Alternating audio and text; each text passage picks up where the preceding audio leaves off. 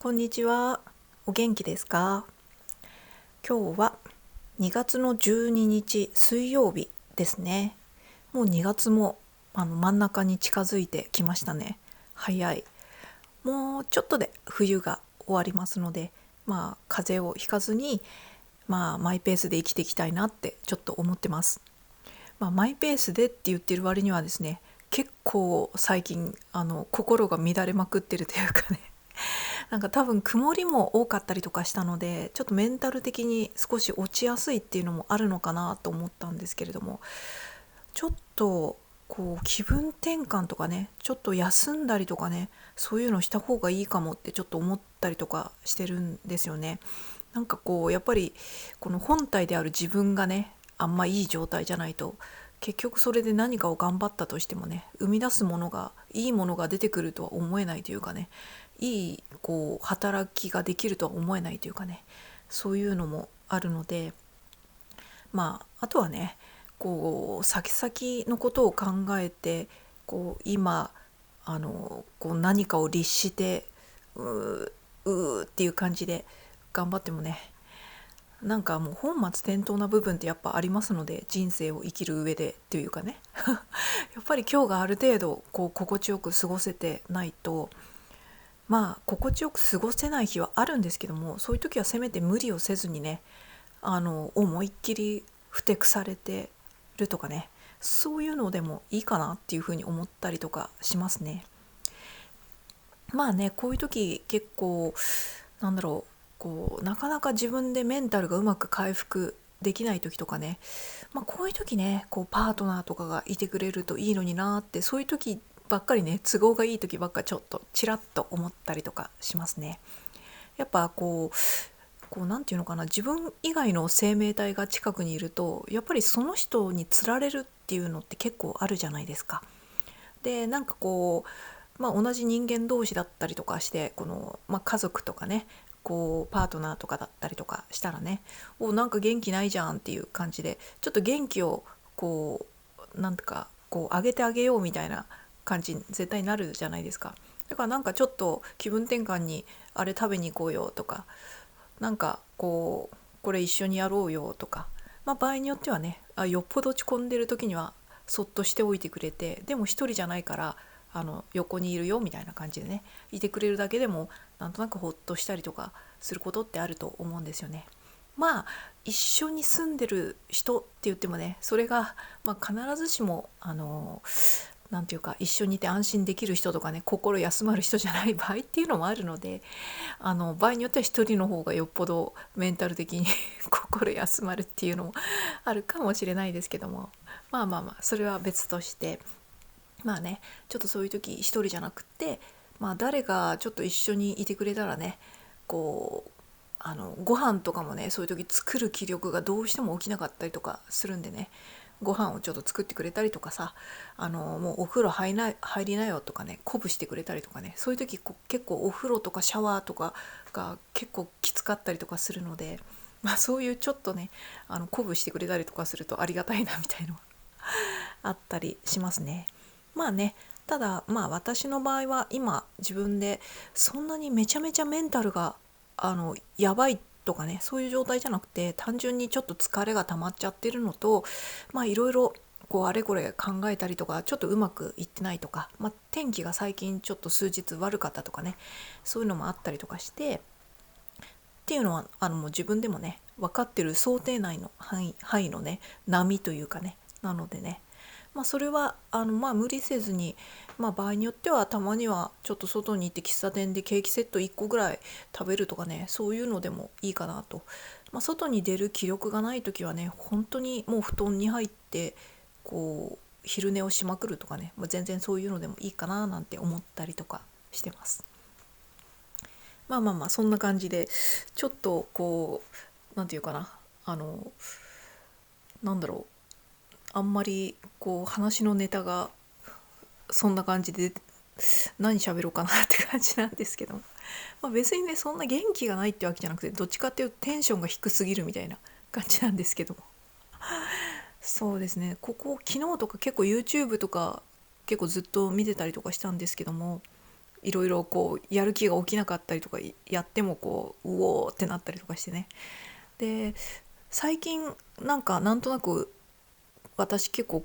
これ思ってるなーっていうことが一つ気がついたことがあったんで、ちょっとそれを喋ってみるんですけども、YouTube とかで結構私人と人との対談とか見るのも好きだったりとかするんですけれども、そういう時にね、なんて言うんだろう、まだこう若い方とかね、そういう方がいわゆるその分野とかのね有識者とかねいう人にねいろんなことを聞いて、いろいろこう、情報有益な情報とかがね、いろいろそういう動画って結構多いと思うんですけども、そういうの見てるとへえとかなるほどとか、すごくこう本とかで読むより簡単にこう情報が入ってきて、こうなんとなく気分転換にもなって楽しかったりとかするんですけども、そういう時ね、最近の、いわゆるね一般的に Z 世代と呼ばれてる世代なのかな。何歳ぐらいをそれくらいに言うのか分かんないですけど、私のイメージとして Z 世代って言われてる世代は20代から10代の若い学生さんからだいたい20代前半くらいの人たちのことを Z 世代っていうのかなって思うんですけども、そのいわゆるね Z 世代の方たち、社会人まだなってそんな経ってない方ぐらいとかね、そういう方たちの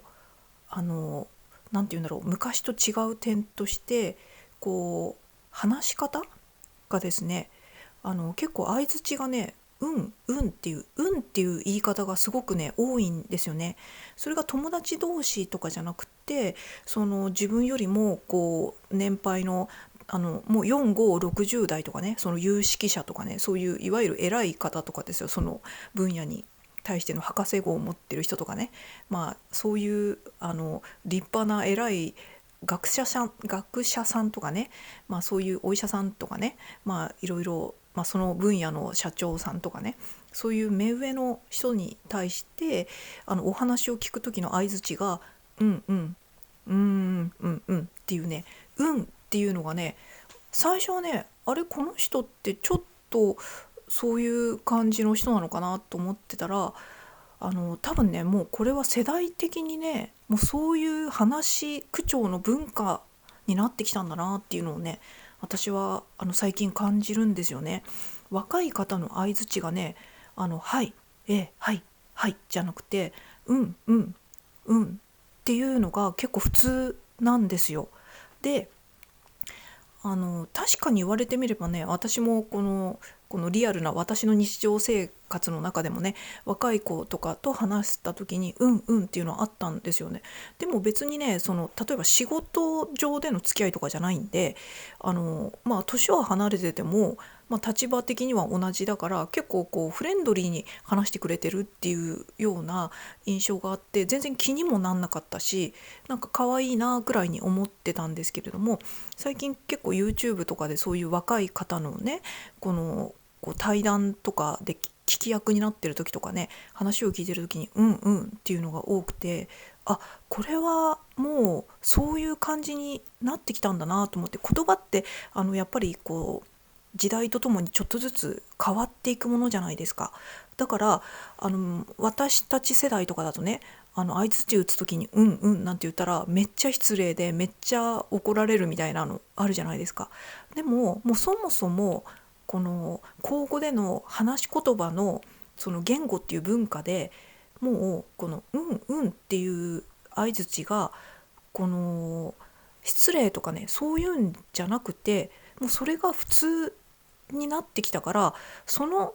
うんうんって聞いてる若い方たちが失礼なんじゃなくて、もうこの言葉としての文化がそう変わってきたんだろうなっていうふうに私は最近すごく思ってて、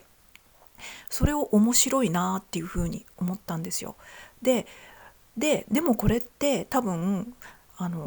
そうだな、40代ぐらい40以上ぐらいの人からしたらめっちゃこの人失礼だし、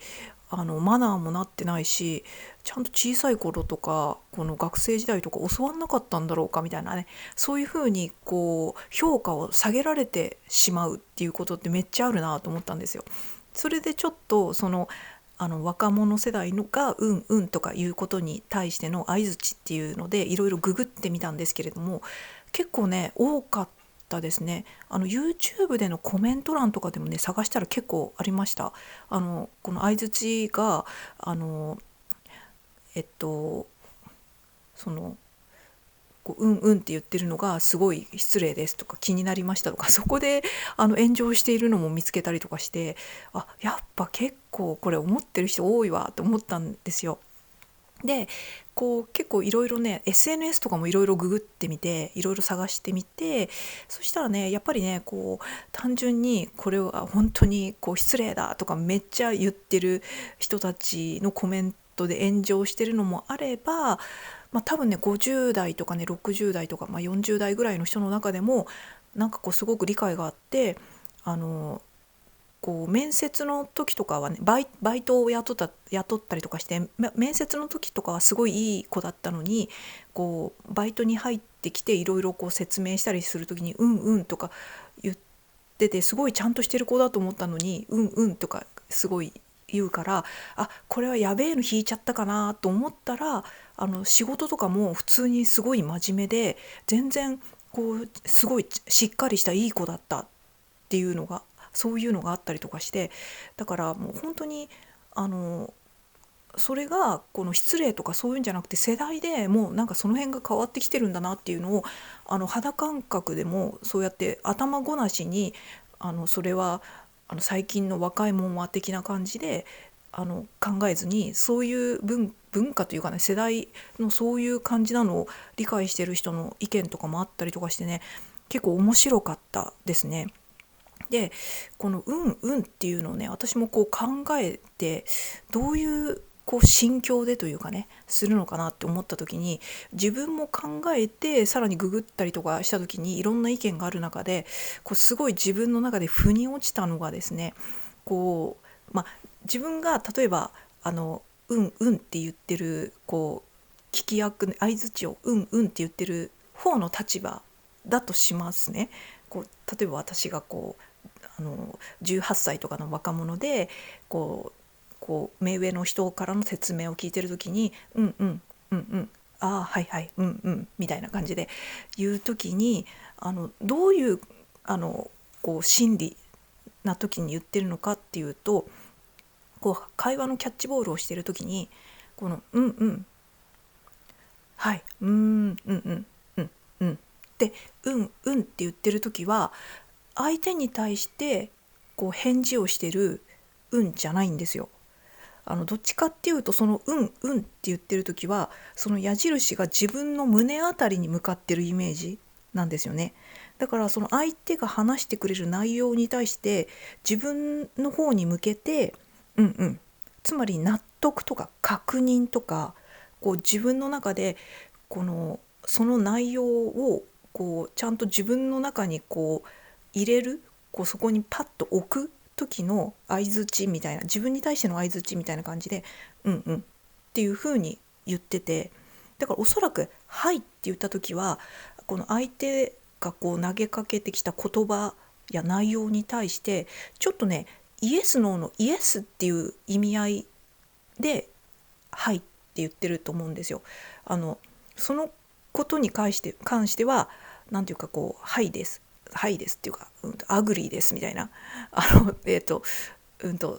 賛成ですっていうほどじゃないんですけど、なんて言うんだろう、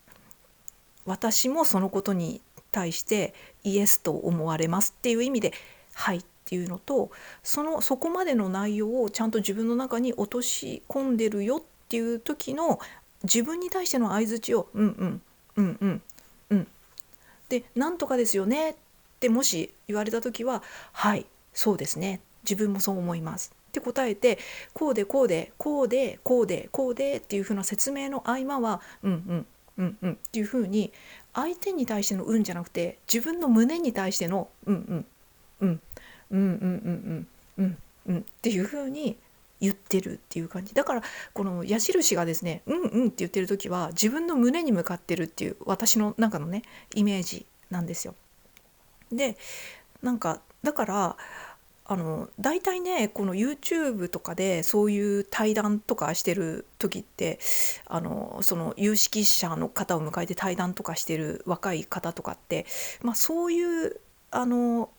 こう動画に出てるぐらいなんで、そもそもすごく頭のいい人なんですよ。だから言ってることとか答えてることもすごいロジカルで、ちゃんと的を得てるこう返しとかしてるし、だからすごくねこうなんていうのかな、そこで失礼なことを言うはずがないというかね、頭悪くないんですよそんなに。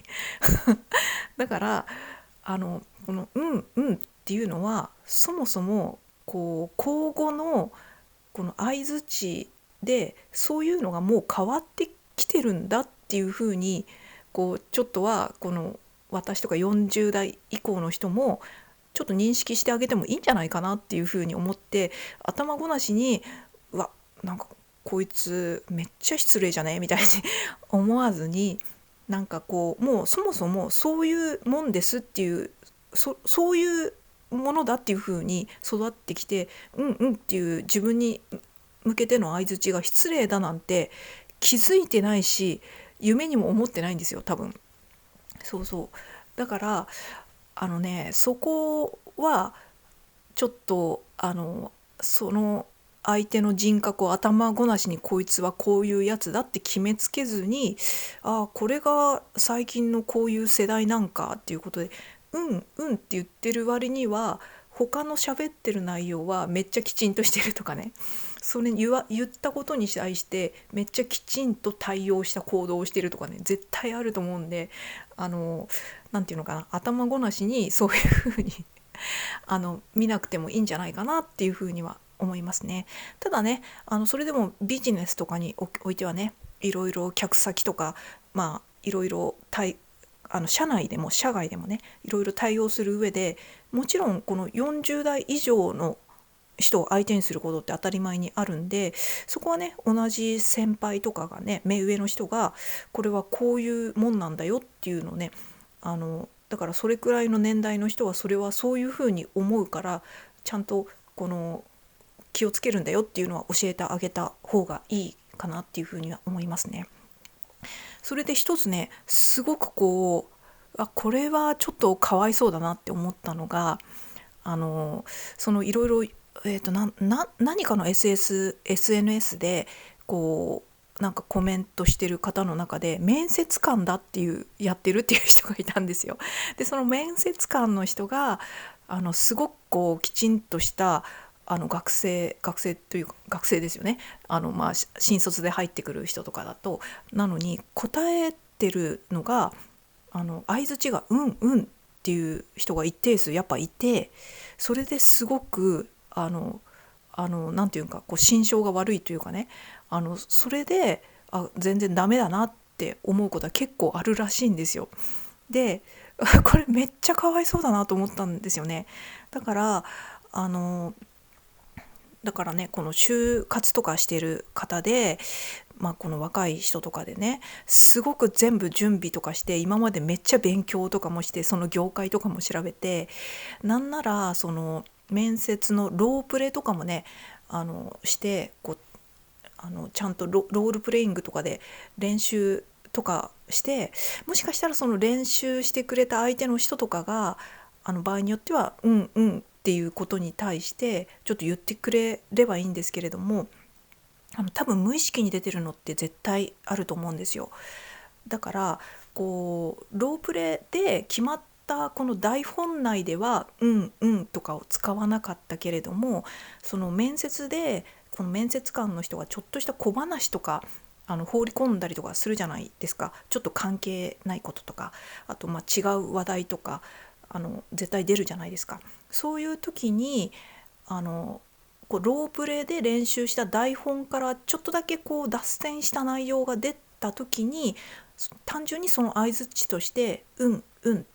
うんうんって言ってしまったら、そこでめっちゃこのポイントが下がってしまうっていうのをねちょっと意識っていうか知っておいた方がいいと思うんですよね。だからもうそのもう面接の時はうんうんは言わないっていうのをしっかりとちょっと事前練習をしていった方がいいというふうには思いますね。で新社会人とかで入ったりとか、もしくはちょっとしたバイトとかでもいいんですけども、その新しい環境で目上の人とね一緒に何かをするっていう環境になった時に、自分ちょっと相槌で「うんうん」って言っちゃうことあると思うんですけどとかね、そういうの事前にちょっと言っといてもいいと思います。なんか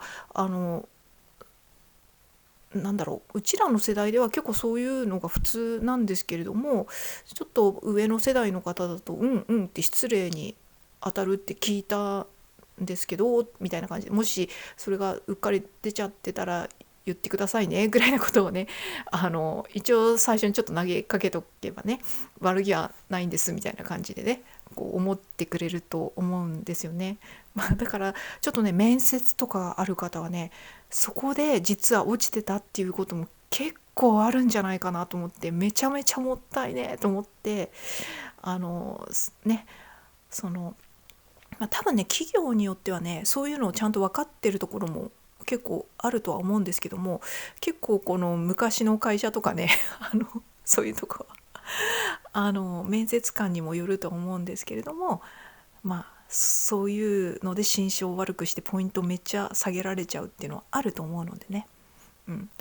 それはちょっと知っておいた方がいいなっていうふうに思ったりとかしましたね。なんか面白いですよね、その言葉が変わってくるっていうの。私くらいの世代だと、例えばだけれども中学生の時の部活の上下関係とかでもね、1年上とかの先輩にも何か話してる時に「うんうん」って言ってたら絶対に怒られたというかね、あいつはみたいな感じでちょっとなんて言うんだろう、先輩からもう嫌われちゃうみたいなね、そういうのがあったと思うんで、普通に敬語とか結構きちんとしてないとやばいみたいな感じだったんですけれども、もしかしたら最近は部活とかでも上下関係とかでなんて言うんだろう、ある程度「うんうん」とかそういうのが少しフラットになってきてるのかなっていうふうに思ったりとかしましたね。ちょっとわからないけど、だからちょっと「うんうん」っていうのはなかなか興味深いポイントだなっていうふうに最近は思ってますっていうことですね。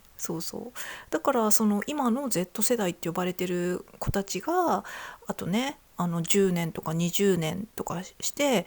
自分たちがね中堅どころになってきたら全然普通に「うんうん」っていうのも当たり前になって、その新しく入ってきたこの後輩の子とかがね自分が言ってることに対して「うんうん」っていう風に相槌打つことに対して別に失礼っていう風にはきっと思わないんだろうなっていう風に思いますね。うんうんっていう風に自分の胸に向けての矢印を出しながら「うんうん」って言ってて「なんとかだよね」って言った時の返事としては多分きちんと「はい」って言ってると思うんですよ。だからいわゆる相槌での「うんうん」っていうのに関しては多分本人もね全然気づいてないし、多分そもそもそれがすごい失礼だよとかそういうふうにそもそももう言われない文化になってきてたのかもしれないので、ちょっとその辺はね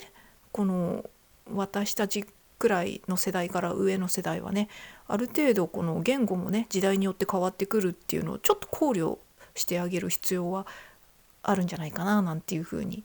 ちょっと思ったりとかしたっていうお話でございます何の話だっていうことばっかなんですけど、そんな感じですねはい。そんな感じでそれではまた。